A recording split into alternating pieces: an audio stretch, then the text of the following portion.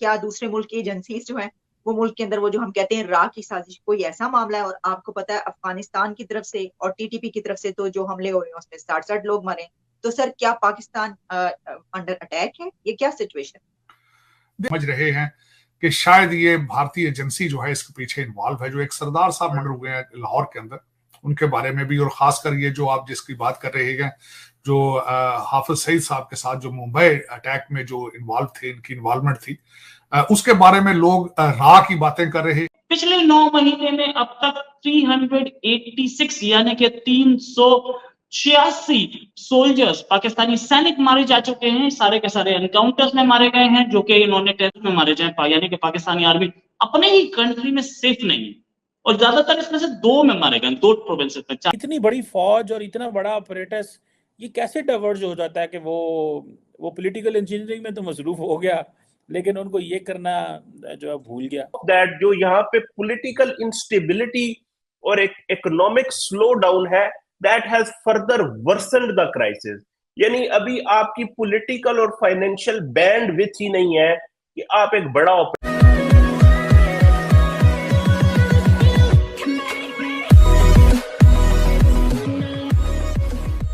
नमस्कार दोस्तों, अब यहाँ पर बात हो रही है कि एक तरफ टीटीपी है, दूसरी तरफ अफगानिस्तान के तालिबान है, एक तरफ ईरान है, और अगर चाइना देखो तो चाइना भी उस टाइप से मदद नहीं कर रहा है पाकिस्तान की, जो उसकी आखिरी होप थी।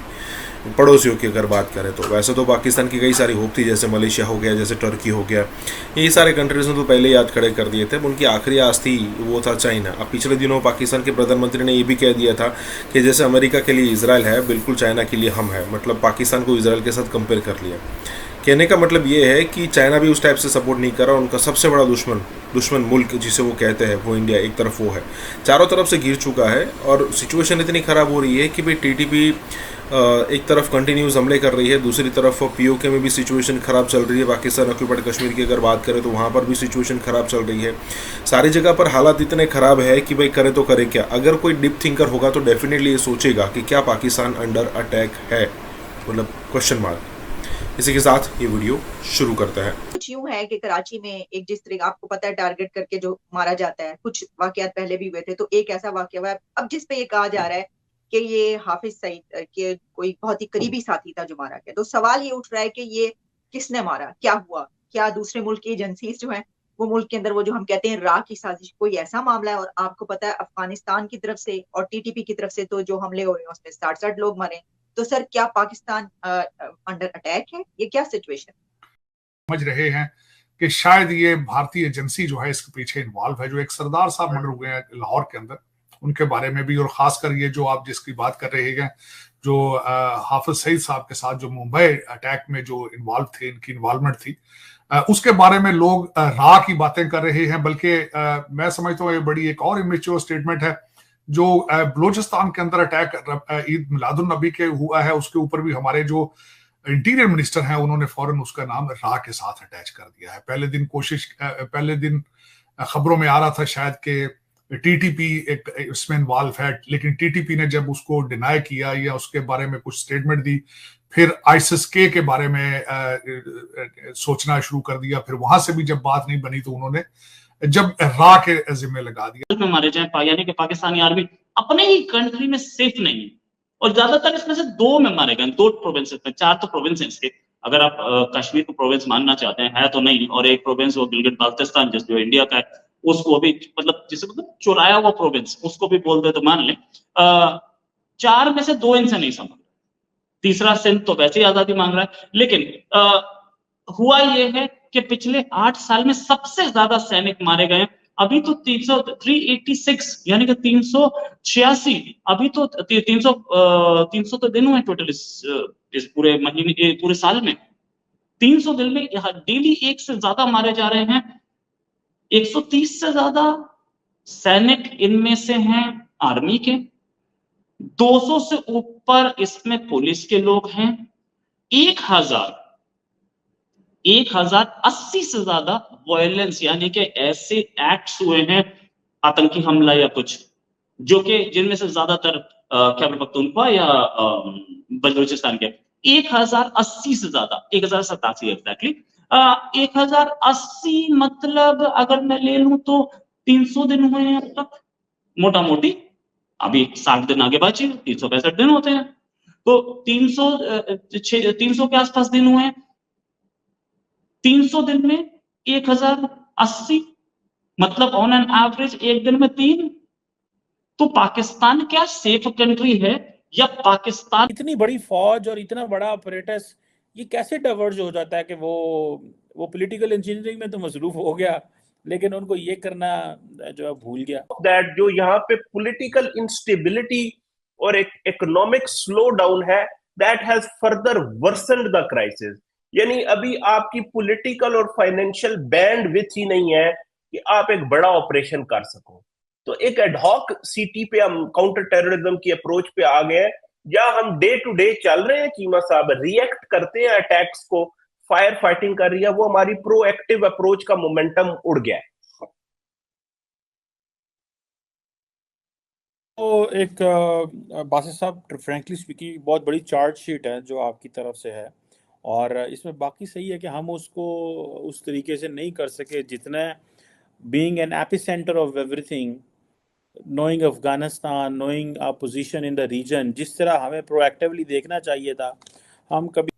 लेकिन इस वक्त जो अगर देखा जाए तो आसिम मुनीर डॉक्टरन तो जो है वो बेसिकली फोकस ऑन इकॉनमी को आप किस तरह ठीक कर सकेंगे जब अगर वहां पे इस तरह जो है वो स्विस हमर अटैक कर रहे हैं। सऊदी इन्वेस्टमेंट किस तरह आएगी, यूएई की इन्वेस्टमेंट किस तरह आएगी, सीपैक आगे किस तरह बढ़ेगा, ये सारी चीजें इस contingent upon your peace of law and order of the Pakistan.